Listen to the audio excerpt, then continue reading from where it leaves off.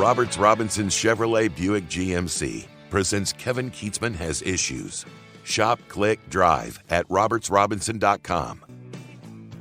So we've been watching Joe Biden's victory tour in Eastern Europe, and it brings up a lot more questions than answers as to what the heck that is we're doing, supporting Ukraine against Russia in something that is potentially leading to either a nuclear weapon being used or World War III or something really dangerous happening for the United States and for the world in general. And what I don't understand, I guess, the 1 year anniversary, we celebrate anniversaries, the 1 year anniversary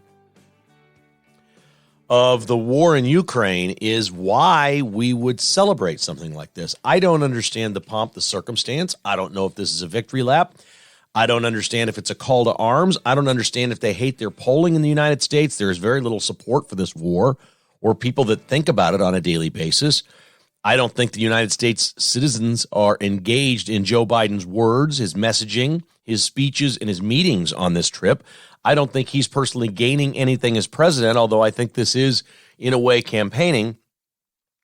But the entire, policy of the Biden administration scares the living daylights out of me because I feel like we forced this to happen. I feel like publicly Biden and his acolytes at some point before this war started were poking the Russian bear with a stick, basically goading them into going into Ukraine.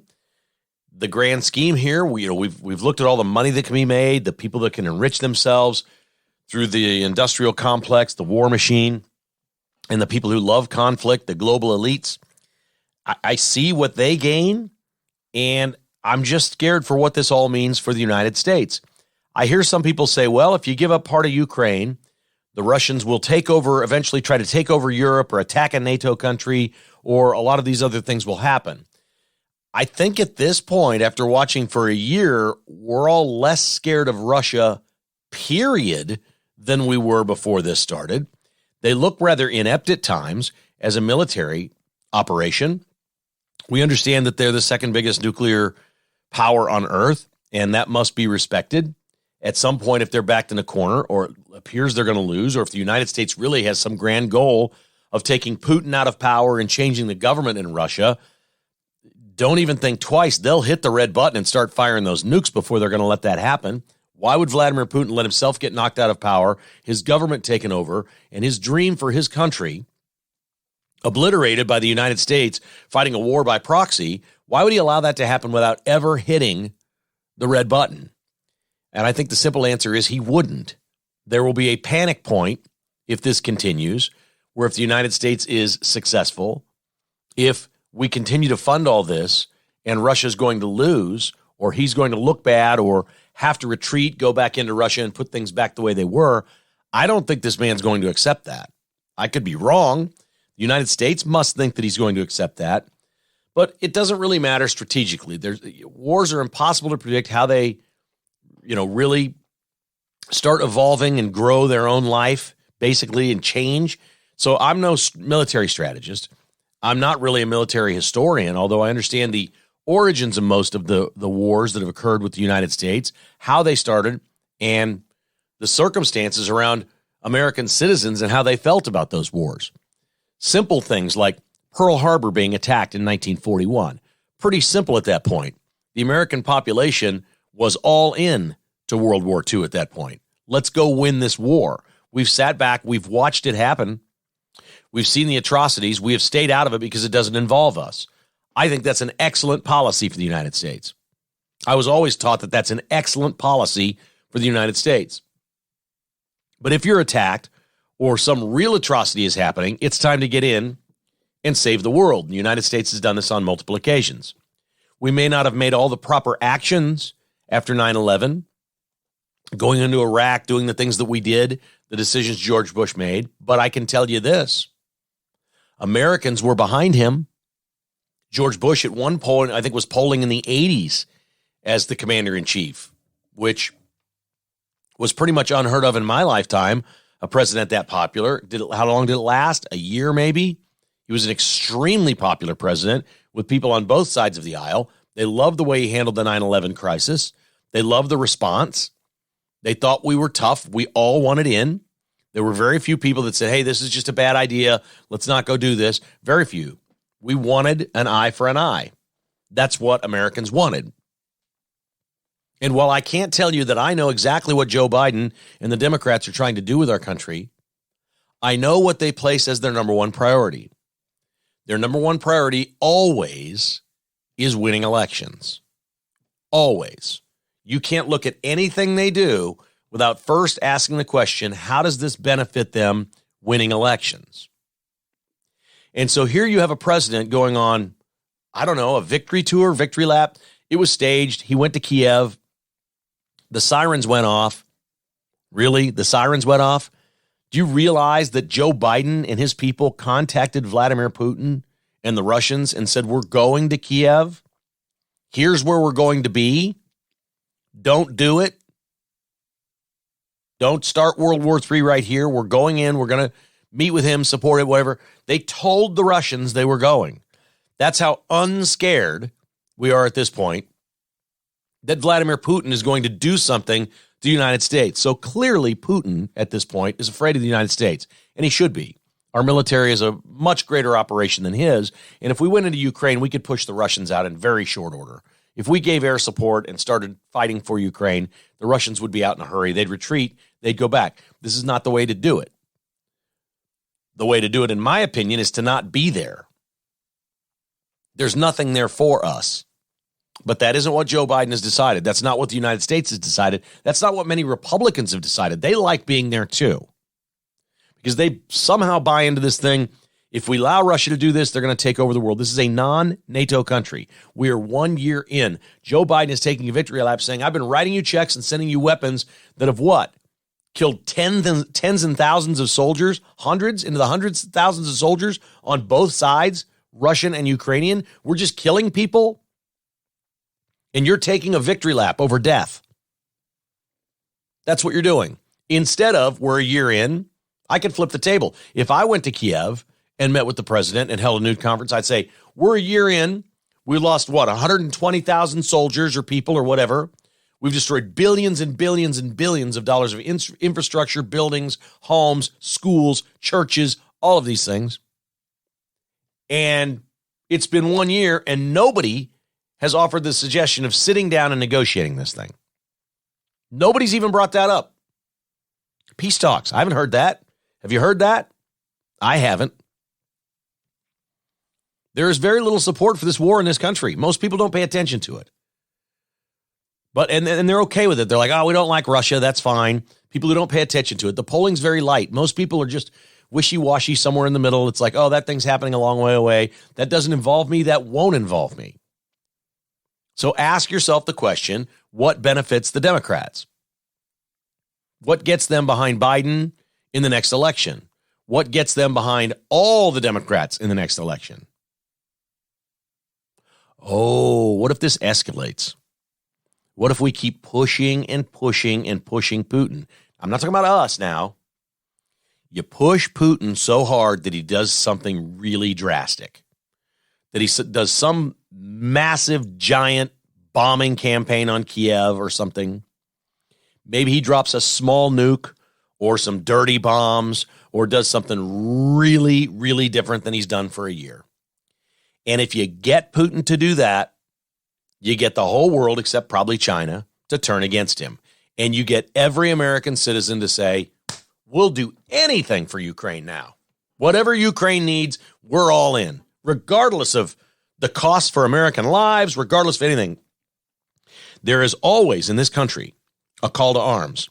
Americans will fall in line and just jump on board and say, that's too much. Now you got to deal with Lady Liberty. We're coming to get you. The red, white, and blue's coming to get you. Is that Joe Biden's game here? Is that what he's trying to do? It feels like it to me. When you call Putin and say, I'm going to Kiev and you're not going to do anything about it, and then the Russians, of course, don't. Putin gives a couple of tough speeches, and there we are. How long will he be pushed? How long will Putin be pushed until he does something that the whole world then says, that's despicable. You're the worst man on earth. That's what Joe Biden is trying to push toward. The pathetic part of this, ladies and gentlemen, is he doesn't care how many Americans die as a result of that. Because if we get to that point and we start fighting in Ukraine or send our bombers over or start getting involved, it is, by definition, World War III. It doesn't mean it has to be World War II or World War I. It may be smaller, but it would be a world war at that point if the United States went and started fighting. Joe Biden knows he can't do any of that until Vladimir Putin does something really desperate and despicable. Is that what's going on here?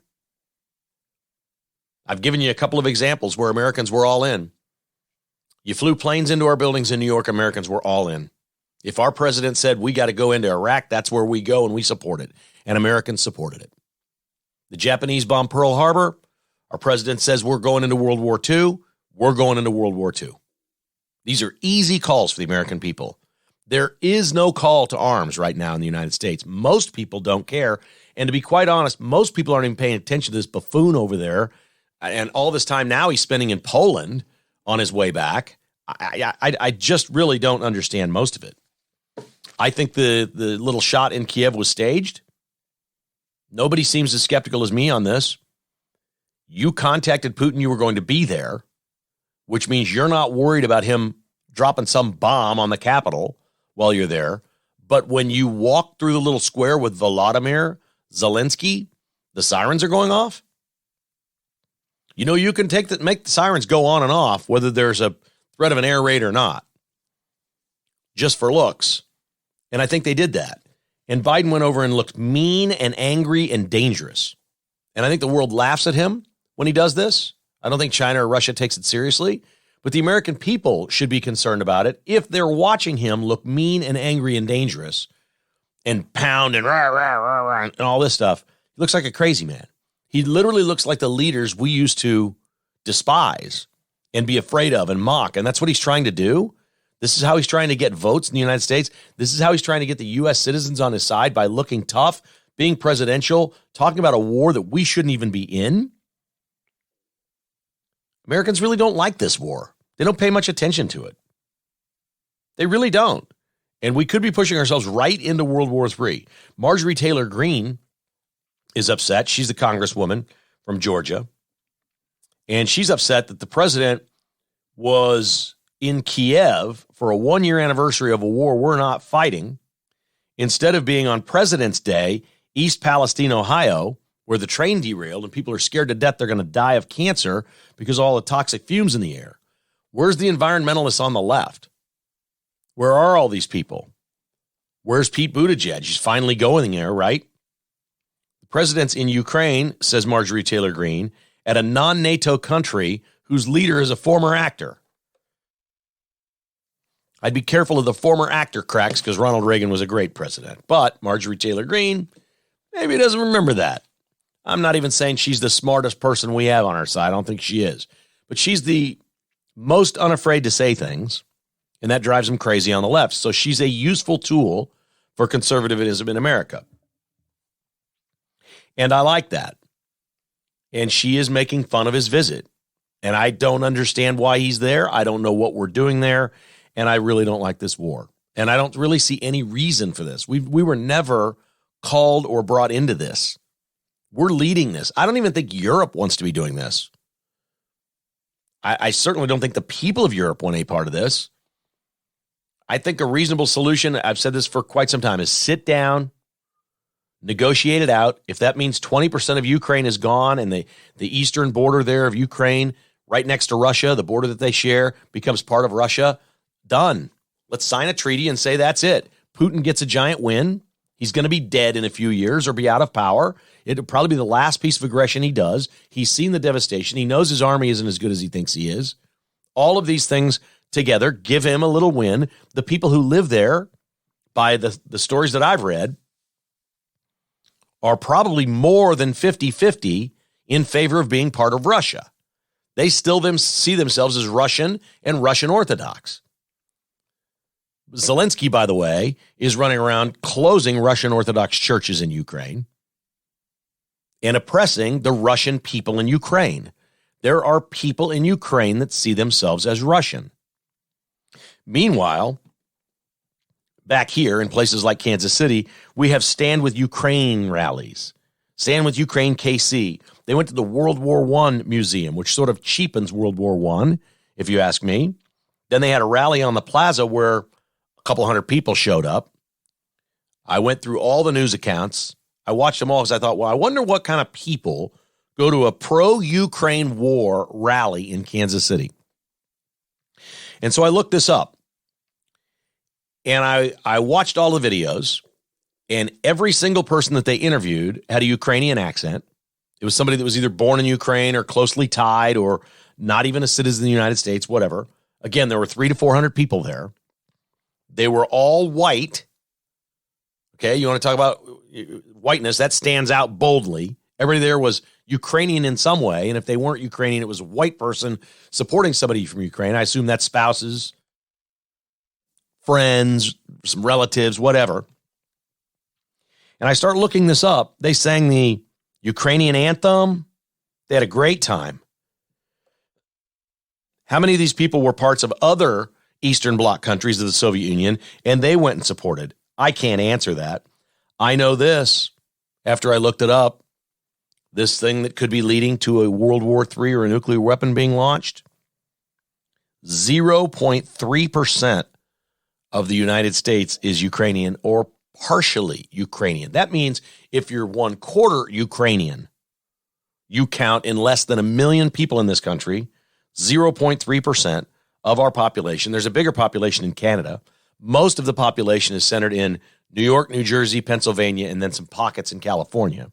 There's very few people in places like Kansas City. We don't generally know Ukrainians.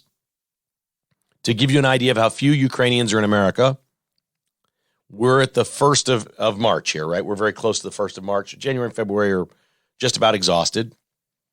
After March and April are exhausted, more people will have crossed our southern border and entered our country and come in than we have of Ukrainian descent. Period. And that's what we're doing here. So Marjorie Taylor Greene stepped in again, and she has called for a national divorce. She's been talking about this for a while. I don't know how you implement this. I've heard people say that seceding from the union is unconstitutional, that it can't be legal, but it could be ratified by Congress or whatever. We've seen what's happened in liberal states as they've attacked places that were formerly conservative and taken them over. The most specific example is California, and the way California operates today and is broke, and the problems that they have compared to what it was, let's say, when Ronald Reagan was governor of California. Or even more recent than that, Arnold Schwarzenegger, who was a rhino, but at least he was conservative in some ways. California is a train wreck. Everybody knows California is a train wreck. Marjorie Taylor Greene is calling for a national divorce. She says if we do this, we can have red states and blue states, which would immediately lead to a smaller federal government that would support these states equally with fewer services. That sounds great. I don't know how you go do something like that. And then I'm not sure I know exactly how you remain one country. Do you just leave each other alone? Do you designate areas and say, listen, if you really want to be where the Democrats are in charge, move there? Do you not have elections then? How do you declare something a red state and then keep it red? Because the blue's going to come after it. We know how this works. I don't see any plan that would work along those lines. But I do believe, and I've thought for a long time, I've thought since Obama became president, and people don't like to say this out loud. You're not supposed to say this in the United States because I love my country. You're not supposed to say this or think this, but I'll say it. I believe there's a better, and I expect to live another 30 or 40 years. So take that into account. I believe there's a better than 50% chance that one of the states will secede from the union in my lifetime. That it's going to happen. They're going to break away. We forget that we call other countries states. They're actually states. The state of Israel. We say it with other, places. We are 50 countries. We truly are. We're a united group of countries. Anybody that's ever done this, like the Soviet Union, it had multiple countries in it. Those have broken up. It doesn't work. People balkanize. They simply become too attached to their region and the way they live to support the way somebody 2,000 miles away tells them to live. And I don't see how we're sustainable in this information age. It's even more complicated to sustain this. It's not a warning. It might not even be a negative. Again, I'm not afraid to say it. If Texas or Florida is the country that secedes from the Union, and they can sustain what it is that they're doing, and that means that the entire apparatus of the other 49 or 48 becomes liberal, by definition, you can't win an election, and becomes a uniparty, I'm gone. If there's no way to stay where I am, and there's only one party in power, which is, I'm basically now describing Russia and Ukraine. They don't have free and fair elections. This democracy talk is BS, complete BS. Zelensky is an overlord. He is. He's no different than Putin. He wants to run his own country, be in complete control, jail his political opponents, tear down the churches that have religions that don't agree with Ukraine. He does not want freedom in the Ukraine. He does not want freedom. He wants power. He wants control. He wants to make it in his image and make it his country. And Vladimir Putin is no different, and the Democrats in this country are no different. The difference between our two parties is the Democrats want to change everything and make it in their image. Conservatives want the country to remain as it was founded. We are traditionalists. We're constitutionalists. We want it to stay the way it was intended to be. And yet we have to fight at every turn against liberals in this country who want us to be part of some world order and be involved in conflicts thousands and thousands of miles away that are insanely dangerous. And it honestly, this whole weird tour that didn't really gain any momentum, it won't move any polls in the United States. There are very few people on a daily basis in this country that think about the war in Ukraine. They don't care. It looks to me like Joe Biden is just begging Vladimir Putin to do something that will piss off Americans. Please, Putin, do something outrageous so my people will be behind this and we can get in. He's just begging for war. I've never seen anything like it. This is un-American. It is not who we are. It's not what we do. This is not a conflict where we have anything of any interest. We don't. There's nothing there for us. Ukraine is not part of NATO. There is no charter. There's no treaty. There's nothing here. And to be honest, there's really no citizens in this country. The population here is so small with Ukraine. And it would be interesting to ask them, well, what if part of Ukraine became Russia? Would you care? I don't know. I assume the people that would go to a rally wouldn't be in favor of something like that. But again, Russia occupies about 20% of Ukraine right now. And the land that they occupy has an awful lot of people that see themselves as Russians. This is not our war. This is a president. Well, the good thing is he's not any good at this. He's not any good at any of this. But all I've seen over the last few days is a president begging Vladimir Putin to do something crazy so the American people will pound the table, pound their fists, go to the streets and say, let's bomb the crap out of them. That's all I'm seeing is a president begging to get into this, and it is an absolute shame. KKHI is brought to you by bstock.net in Olathe, 14680 South Flaming Road. We talk about their TVs a lot. Yeah, that's all there. How about their dozens and dozens of brands and models of computers, from laptops, tablets, desktops, you name it. They do it. They have an awesome Dell laptop there, Windows 10 Pro installed for $299. Now, most places it's a couple $100 just to get Windows 10 installed. But they've got the whole thing ready to go for you at $299. And the nice people at bstock, they'll transfer. If you're not great at computers, you bring your old one in and they'll transfer everything over for you. Really cool stuff.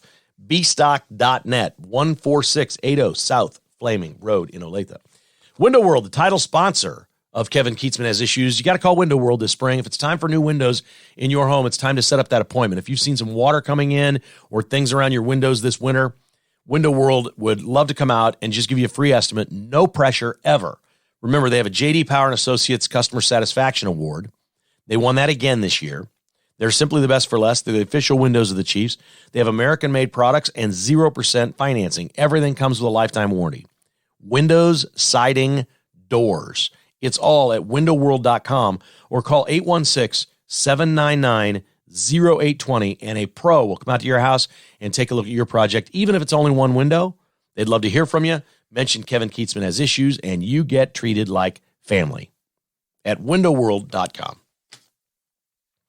And our friends at the Bluemont Hotel in Manhattan, we mentioned this a couple of days ago, last week, they're hosting a fundraiser, and this is a pretty cool deal. It's for the Cancer Research Center at Kansas State University. Tickets are $100, but it's going to be a great night with Dolphins quarterback Skylar Thompson, who will be there at Goolsby's at the Bluemont Hotel. It's an up-close and personal setting. It's going to be an awful lot of fun. You could take pictures, get souvenirs signed. There's going to be a ton of K-State players and VIPs there. It's Cox Brothers Barbecue coming in, live music, great, great cause, cancer support right here. If you'd like to buy tickets or sign up to become a sponsor, click the link at Skylar Thompson's Instagram page. It's at Skylar J. Thompson. That's at Skylar J. Thompson. Or just call the Bluemont Hotel or Goolsby's in Manhattan and say, hey, I want to come to this fundraiser. How do I do it? That's a pretty cool deal they're involved in. We appreciate them for donating the space, which they have done. Goolsby's at the Bluemont Hotel to host this event on March 4th. That is March 4th, a cancer fundraiser with Skylar Thompson. If you'd like to go, again, just call the Bluemont Hotel, Goolsby's, or check out Skylar Thompson's Instagram page at Skylar J. Thompson. Good stuff there. We did a patrons post on Tuesday, and I say we. It was really the first one that Jessica and I did together. I normally write it on my own. She sends me some stories throughout the week and says, hey, put these in the newsletter this week. And I'm like, great, thanks for the tip. I appreciate that. That's awesome. And I'll work her stuff in. And at the end, I always sign Kevin and Jessica because we are kind of a team here at KKHI. But this time we had all these photos from the trip. And some of the things we do with the patron program, in addition to the in-person events that we do a couple, 3 podcasts, bonus podcasts every week, and then we do the newsletter. And I always describe the patron program as this. It's more personal than the regular podcast. We, at our core, are private people. We see the patrons sort of as a family. I see the whole audience as a family, but these folks, we've gotten to know so many of them. They come to our events, and we've just kind of gotten to know them. It's just a little more personal, I guess. There's more contact. And so we're less afraid. Like, I would rather not put all our vacation photos and stuff on Twitter or Instagram. I'm not Jackson Mahomes. I don't need my life to be out there. But some folks like to see these things that I normally would keep private. Jessica's pretty good now about sharing some of these things with the patrons. And so we wrote a newsletter yesterday that had probably 8 or 9 pictures and photos from our vacation. And I got a lot of emails last night and overnight and into the morning from people who really, really enjoyed it. If it's the kind of thing you're looking for, if you like the podcast, you want to know a little bit more about me and Jessica and our family and our life, there's some of that in the patron program as well. If you don't, I totally understand. I don't know why anybody would care about the stuff that we do, but for some reason folks do. And so we put it there instead of on social media. I just don't need the world. If people are in the patron program, they obviously like what we do. They like us, and I like sharing with people like that. I don't want to share anything out there for the crazy people to see that are just going to make fun of us, say horrible things, mock it, make memes out of it. It's ridiculous. It's stupid to do that. We like sharing some information about ourselves with people that seem to like us. So that's kind of one of the things the patron program is all about. If you'd like to become a patron this year, it's easy. It's only $5 a month. It's a lot of content for $5. Winds up usually being about 10 to 12, at least, podcasts per month, 4 newsletters. We do in-person events where we get together. We have patron parties. And I buy. It's free. You come out, and I usually have appetizers set up for you. The only thing you got to do is buy your own alcohol, because I can't do that. There's liability issues with that. We usually go to a place, and I've got food, and it's great. And it's a lot of, I give away T-shirts and swag and stuff to the patrons. So there's some pretty good value there if you take advantage of it. If you'd like to sign up and become a patron, go to kkhasissues.com. Click on Become a Patron. It is much easier to do this on your computer than your phone. Not that it's hard. It's just sometimes a little more complicated on your phone. You can sign up in less than 5 minutes. kkhasissues.com. Click on Become a Patron.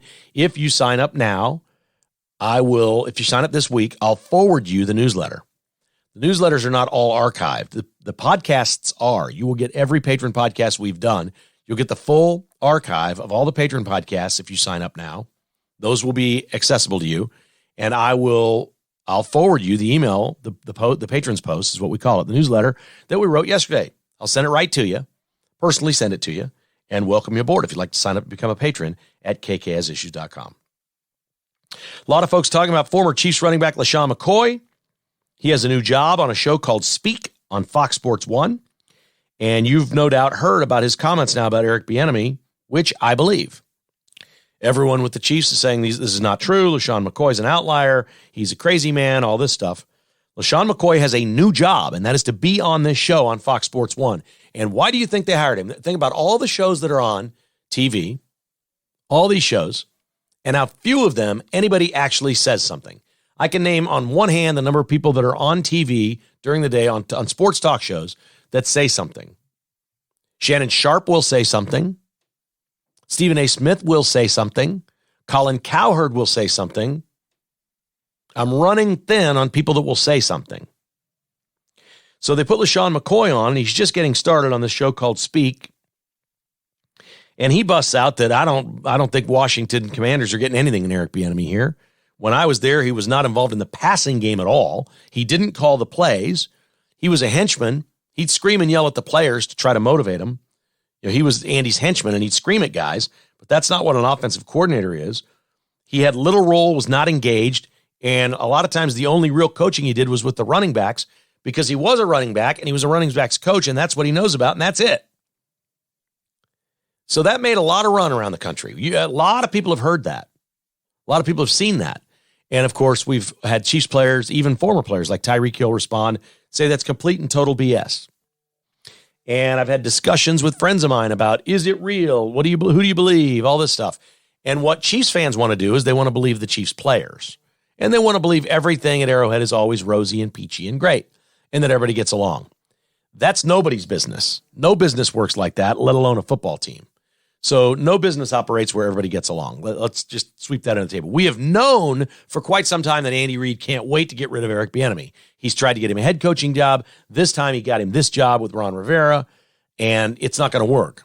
This is actually going to kill Bieniemy's chance, I think, of being a head coach, honestly, unless it's just a gift to check some quota box. That's it. But here's part of the story of LeSean McCoy that got no run, that nobody is talking about. He went on to say, I do believe there need to be more black head coaches. I'm all for that. But there's nothing about Eric Bieniemy being black that has held him back in his career here in the NFL. Now, wait, why is that not making a headline? Why is that not the national story here? The story of LeSean McCoy's comments is, I think there should be more black head coaches, but this is not an example of any racism in the NFL.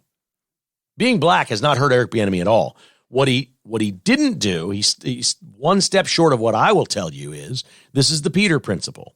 Eric Bieniemy got too far in his career. He got to too high of a place. He's gotten to a place where he's so high he'll fail. It can happen to anyone. I'm not suited to be the CEO of Fox News or CBS Sports. I'm not. I know what it is that I can do and what I'm good at, and I do it. I'm not oh, you're a sportscaster. I should be the CEO someday of ESPN. No, I shouldn't. That's too much for me. There are other people more qualified for that. That's the way business works. It truly is. And LeSean McCoy is speaking the truth, saying, no, Eric Bieniemy has never been held back for being black, ever, and was not held back from being a head coach here. And then he said, I predict he'll fail in Washington. I want him to succeed. McCoy said, I would love for him to succeed. I'd love for him to become a black head coach. I think that'd be great, but he's not going to succeed. The guy doesn't know what he's doing. Then none of this is about being black. And that's not being reported anywhere. And I'm going to tell you right now, I don't know where this all goes, but I can recognize somebody in the media. I do have a very strong area of expertise here for me about people who say things truthful in the media and when they're saying the truth. And this reeks of honesty by LeSean McCoy. And if this is what he's going to be in the media, he's got a chance to be a star. Now, ESPN won't touch him because they don't want to hear that narrative. So he's going to have to do it somewhere else somehow. There are companies that will shun him immediately. By the way, just by saying that being black has never hurt Eric Bieniemy, I guarantee you LeSean McCoy lost friends. If we were sitting with him right now at lunch or breakfast or wherever you are at this point, going through his phone, looking at his texts, seeing the things people sent to him, I promise you he's already lost friends. He's already lost friends for speaking the truth. My God, do we need the truth in this country? Thank you, LeSean McCoy, for saying it. I agree with you. I have said it for quite some time. Eric Bieniemy is a fine person. I sat with him one night at the Lenexa barbecue and chatted, and he was friendly and nice and respected what we do in the media, and I respect what he does as a coach, but I'm just telling you, he's not a head coach. There's guys that aren't, and you can see it, and it's got nothing to do, zero to do with being black. And Andy Reid and the greatness of Andy Reid and Patrick Mahomes, the bottom line is this offense has been so good for so long in Kansas City, anybody on the offensive staff eventually gets a crack at offensive coordinator. Look how many they've gone through. If you're there and you're any good at all, eventually you're going to get a shot. And so Nagy got his head coaching job. Peterson got his job. Bieniemy becomes the offensive coordinator. They don't go outside the organization. Andy promotes guys. It's his guys. And he became something that he wasn't really suited for. And that's a fact. These teams weren't all wrong. They're not all racist. They all interviewed him. They asked him about passing game schemes, and they bring in experts, and they have other coaches in, and they go through this, and they sit there with him, and they go, yeah, no, he's not the guy. That's what's happened to Eric Bieniemy. That's the real world. That's the way it's supposed to work in America. We should be a merit-based society. And thank God for guys like LeSean McCoy that are actually saying that. I think that's pretty darn cool. Really cool. All right, Sports Today is brought to you by Finch Knife Company online at finchknifeco.com. They've got the Hatfield and McCoy series that are out. The Hatfields debuted on Friday. You can now see this new collection of knives, the Hatfields, at finchknifeco.com or visit Shields in Overland Park or the Bullet Hole. They're awesome knives, man. No better time than now. Fishing season is here. They're great to keep in your tackle box, in your pocket, anywhere. They're so usable for so many things, you can't believe it. Finch Knives, finchknifeco.com. Really the world's best pocket knives and the most beautiful series out there. Dozens of different models. Keep life from getting dull with a Finch pocket knife online at finchknifeco.com. Great Life KC. Play more golf this year. GreatLifeKC.com is the website. They have golf and fitness memberships all over Kansas City. From the Classic Course membership, 6 courses for one low price, from Leavenworth to Blue Springs. For your individual or your family, very low price. You can play them all you want for one low price. Their signature clubs include Canyon Farms and Falcon Ridge, where I play, Prairie Highlands, Staley Farms, Tallgrass Club in Wichita, or destination clubs like Osage National at the Lake of the Ozarks. Join at greatlifegolf.com. That's the email. Just shoot an email off and say, hey, here's where I live. I want to play more golf and I want to save money. And let them guide you through the process. Shoot an email to join at greatlifegolf.com. That's join at greatlifegolf.com. You're going to love playing a Great Life course anywhere here in the Midwest. Or you can call 913-802-4552, greatlifegolf.com. Buck Roofing and Construction, it's raining on this Wednesday. And if you see ceiling spots or got them anytime this winter, you need to make the call. Make sure it's not your roof. Sometimes it's condensation. Sometimes it's something and you got a pipe leak. But you see stuff, don't wait. Make the call. Buck Roofing will get right out to your home and check it out. They have emergency service. Something bad happens. Or if you just want to schedule an inspection, call Ron at 913-384-2680. They are online at rbuckroofing.com. That's rbuckroofing.com. And, of course, Jocelyn's Jewelry, 95th and Antioch, the jewelry you'll recommend to your friends and family. Ask for Cameron or Dave in there. They're awesome dudes, and you know all about Jocelyn's. I still get emails from people. You went for Valentine's Day. You got something sweet for Valentine's Day. It's a great experience. It is old school, old-fashioned, and it is a family operation. There's no commissions with any of the sales reps. There's never any pressure. They have the best jewelry at the best prices. That's the only way Gary will have it. Gary is typically in on Wednesdays and Saturdays if you want to go in there someday and see Gary. But any other day is fine, too, at Jocelyn's Jewelry, 95th and Antioch. All right, one other football note before we move on to something that's really interesting that's going on with baseball, and that is the NFL Films Super Bowl film is out. Some of you may have seen this by now. The interesting part of it is, for the first time, there's lots of cool Chief stuff there. There's Mahomes. There's all kinds of stuff that's cool. There's a clip of Carl Cheffers, the ref we all love to hate. Maybe that will fade now. During a timeout in the second quarter, it's 21-14 Philadelphia. And Cheffers goes over by this other official, a game official, and the mics are running, and he says, well, last possession wins. And the other official says, yeah, you got a shootout on your hands, man. And boy, wasn't that the case. How cool was that? And I like that. The NFL doesn't like, they got the officials mic'd. They do that a lot for themselves. They really don't want the public to see or hear a lot of it because there's a lot of banter with players that will lead fans to believe that, oh, this official likes this team better than this team. There's a lot of that stuff. There is communication on the field. There has to be mutual respect. It's all part of the job. There's a lot of coaching of officials in the NFL and at all levels. I've known officials all throughout my career. They're very dedicated people who really, really, really are committed to going into a game and doing the fairest job they possibly can. I've never met any one of them that honestly goes in and wants to affect the game. They really just want to call it as they see it. And that was a nice moment for Carl Cheffers because that was the human side of this thing. He's during a timeout. He's, last possession wins here today, boys. And the other official says, yeah, you got a shootout on your hands, man. Because it's your game. You're wearing a white hat. You got a shootout on your hands. I thought that was pretty cool. And you might like to know that there were some moments like that in the Chiefs' Super Bowl win. Okay, 14 teams in Major League Baseball have television contracts with Diamond Sports, which is Bally Sports Kansas City here. Diamond Sports is the parent company. They owe $1.8 billion by the end of March to those 14 teams in Major League Baseball. They only have $600 million on cash on hand. So they've only got a third of the money. And Major League Baseball has a decision at the end of that. Every single one of these 14 teams can opt out. That's breach of contract, and that will be the end of it. Baseball is working right now feverishly to find out. We mentioned this on yesterday's podcast, but I'm fascinated by this on exactly how they're going to do it. Major League Baseball, it is most people's belief that when Diamond Sports is bankrupt, they've gone to Major League Baseball and said, will you be our partner? Can we partner together? We'll do the operation, and can we partner together? And Major League Baseball has sort of rebuffed that at this point, saying, with the way media is trending, with everything splintering up, like if I named 10 friends and family members, we all have a different way to consume media. Some do it with YouTube TV, some do it with Spectrum, some do it with straight streaming, some watch on their phones, everything they do through Apple. There's a million different ways to consume stuff at this point, right? And so what's happened with the Royals is not as many people are watching the baseball games because it's all fractioned and splintered off, and they didn't do very good jobs with a lot of the other partners. Like it wasn't available on YouTube TV and places like this. Kids love YouTube TV. Young people love YouTube TV.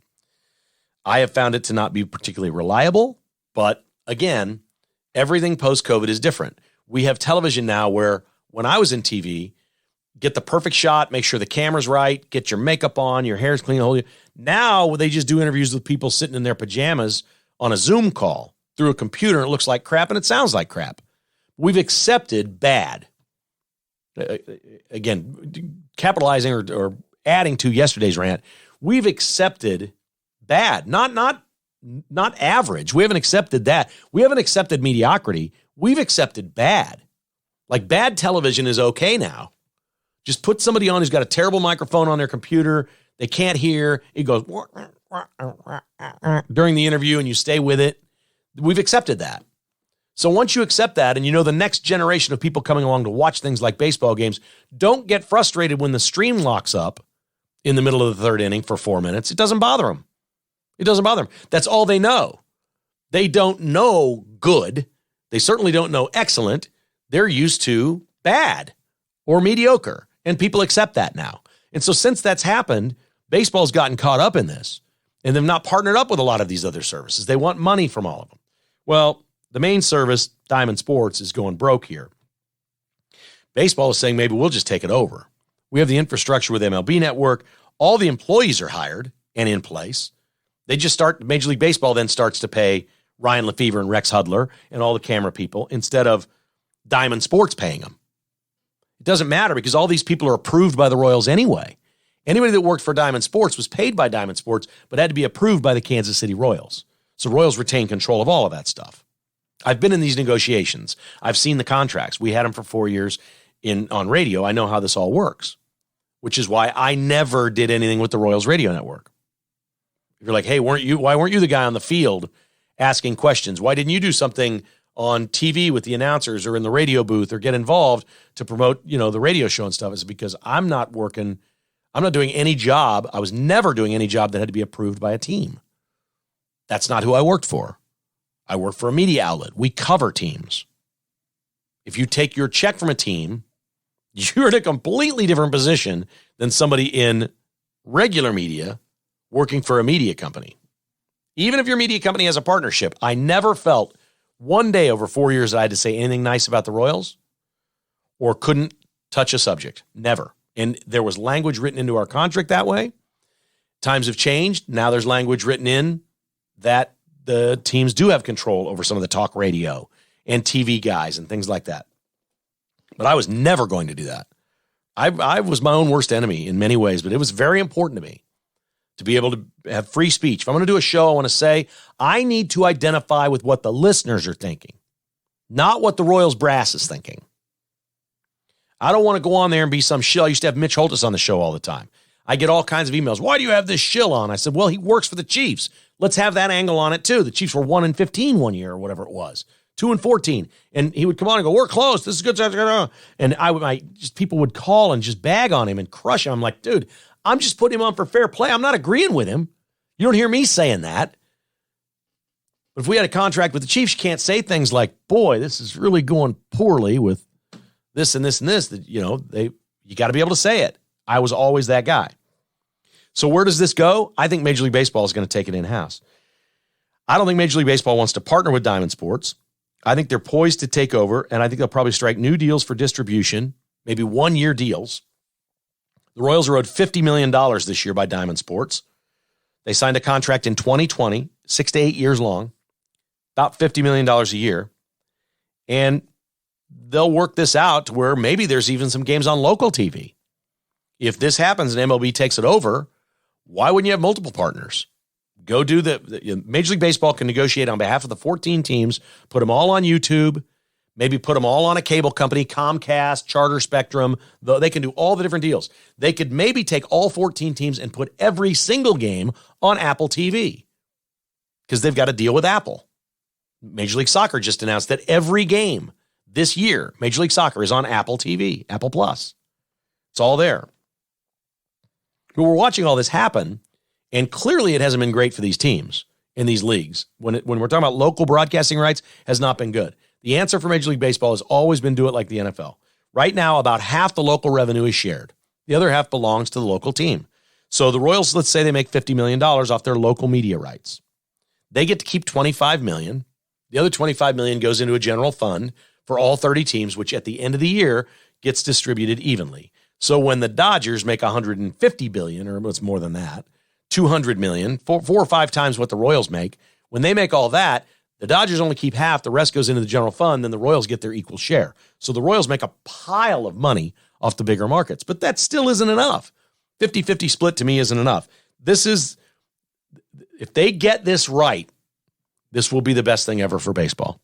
If they get this right and start working together and begin with 14 teams that are all in the same bad way, and those 14 teams have some sort of an alliance, or Major League Baseball is supporting all 14 in a way, that could lead to a nationalization of the local product, where it's all one thing and it's all right here. I think a really good thing could happen.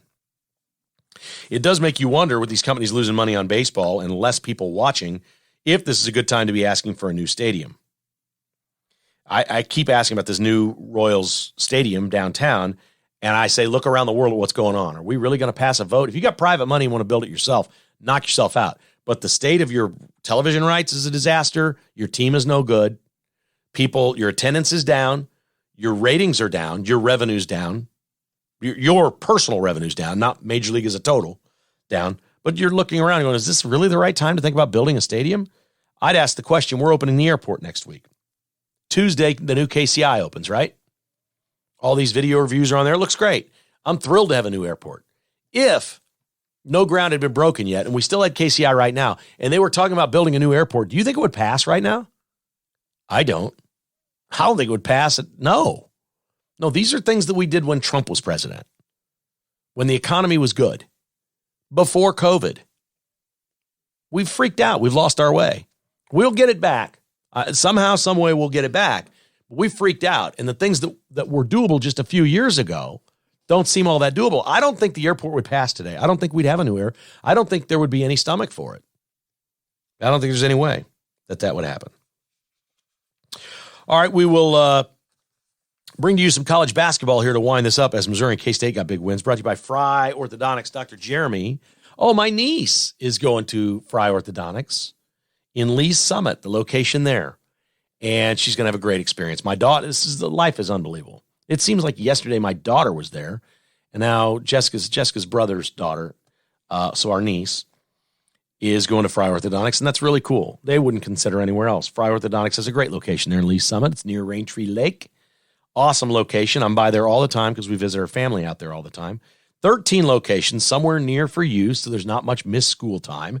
And I'm not going to say her name or anything like that. She's my niece, and she doesn't need to be in the public eye or anything like that. But hey, this is a family deal for us and a tradition. Fry Orthodontics could be for you as well. Dr. Jeremy, take good care of everyone over there in Lee's Summit now, because my niece is going to be in that chair in a couple of weeks getting started with her treatment at Fry Orthodontics.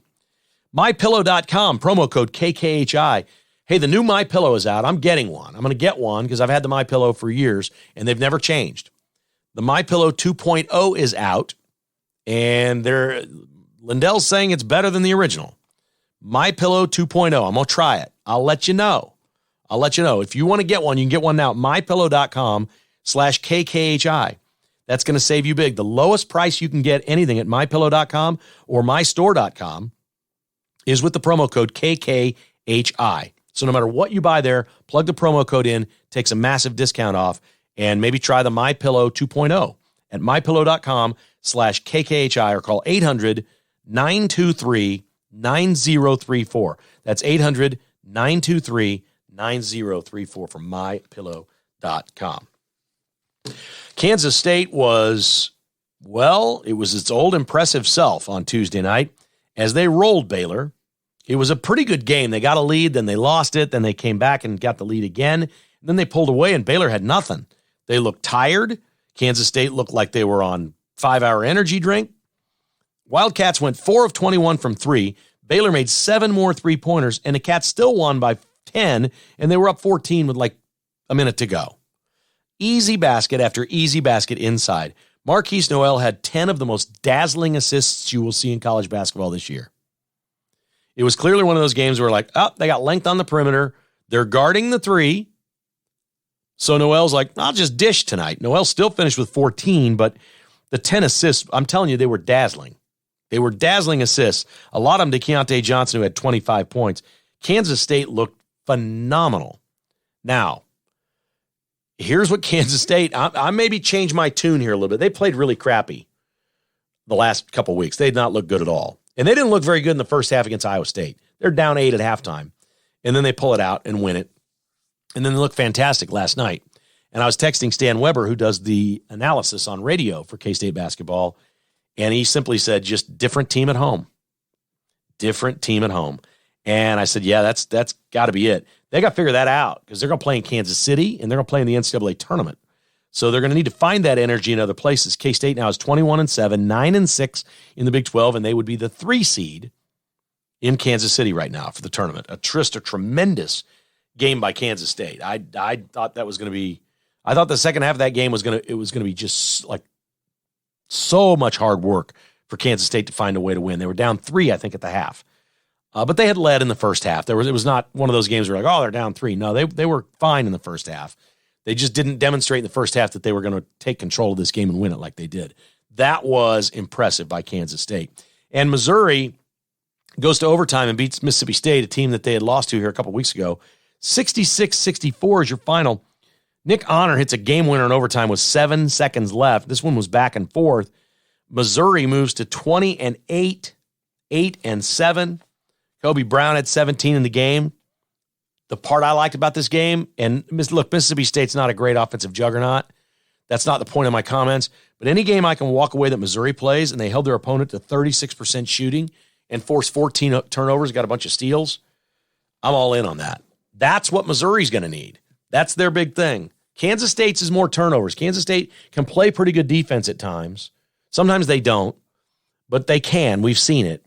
Their thing is turnovers. In the last 2 games playing at home, they took care of the ball and they won. Missouri's thing, it's just defense. If they can hold their opponents to shooting 40, 42%, something like that, they're going to beat a lot of people. A lot of people can be really dangerous in the NCAA tournament if they do that. These are good years for K-State and Missouri. They're very similar this year. They're very similar. I think Kansas State is better than Missouri, but, I'm not sure by how much exactly. And we'll see where they go. In the end, everybody's judged by the NCAA tournament, and I'll stick with my prediction from yesterday's show, and maybe I'll just do it on every podcast the rest of the way until I wear you out. Kansas will be the number 1 overall seed in the NCAA tournament. You heard it. They're going to be the number 1 overall seed in the NCAA tournament. Hey, if you're looking for a great little staycation somewhere close by and you like to play golf, you want to do this with your company, team building, your sales reps, get together. I mentioned this Pebble Beach trip we took was basically kind of a work thing with Rob and the person that owns the company, and it was a bonus. Well, this isn't Pebble Beach, obviously, but it's not going to cost you what it costs Pebble Beach. If you got some key employees or key clients you want to entertain, take them to Manhattan for the night and play a couple rounds at Colbert Hills and stay and play there at the lodges. ColbertHills.com is the website. If you mention the podcast, you save 15%. They have these lodges right there by the clubhouse. You check in, you play, you dump your stuff off, you play golf on a world-class golf course. If you haven't played Colbert Hills, this is the year. You got to play it. Ask about the Sammy family lodges. You can have dinner at Colbert Hills, or they can cater it into your lodge.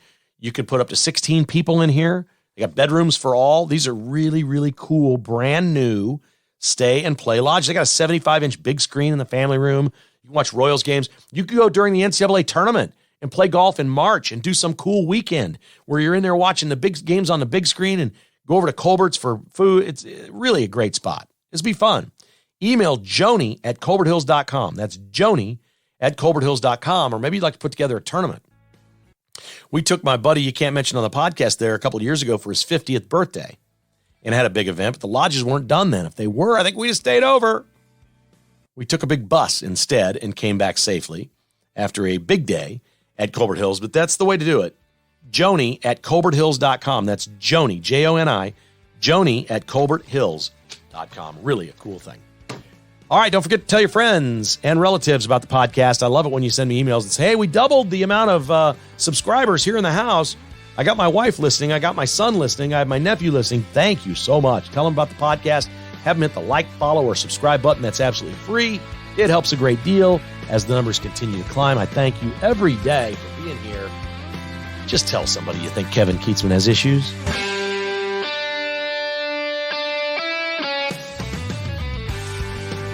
Thanks for listening to Kevin Keatsman Has Issues, presented by Roberts Robinson Chevrolet Buick GMC. To get exclusive patrons-only podcasts, receive a weekly newsletter, and attend in-person patrons-only parties, visit KKHasIssues.com and become a patron today. This has been a production of Crooked Tail Media Incorporated.